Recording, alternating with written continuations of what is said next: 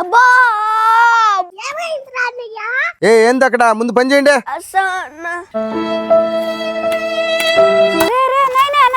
ఏంద్రా తెల్లారితేడు పని చేస్తున్నారు మీరా? అబ్బా మా అమ్మ నేను రోజు గొడవ వేసుకున్నారవ్వా. మేము అన్నం తిన్న 3 రోజులు అయిందవ్వా. ఈ పని చేస్తే ఆ అన్న అన్నం పెడతానన్నాడా. నైనా మీరు ఈ పని చేయలేదు నైనా, నీకు అన్నం కావాలంటే నేను పెడతారని నైనా. ఏందమ్మా పని మధ్యలో తీసుకొని పోతున్నావు? పని కంప్లీట్ చేసి పొమ్మను. ఏందయ్యా మీరు ఈ బిడ్డలు చేసే పనులేనా ఇవే? అన్నం పెట్టేదానికి ఇంత పని చేపిస్తున్నారు. చిన్న బిడ్డల కాడ పని చేపించడం చట్టరీత్యా నేరం తెలుసా మీకు?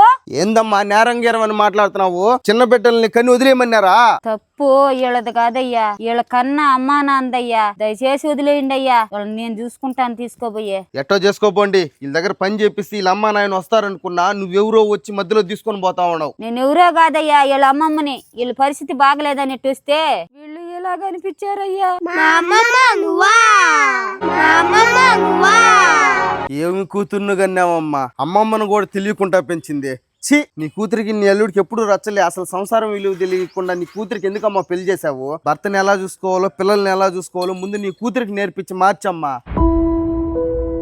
పదండి ఇంటికి పదమా. అమ్మమ్మ ఇక్కడి నుంచి మాతోనే ఉంటావా? అమ్మమ్మ మాకు రోజు అన్నం పెడతావా?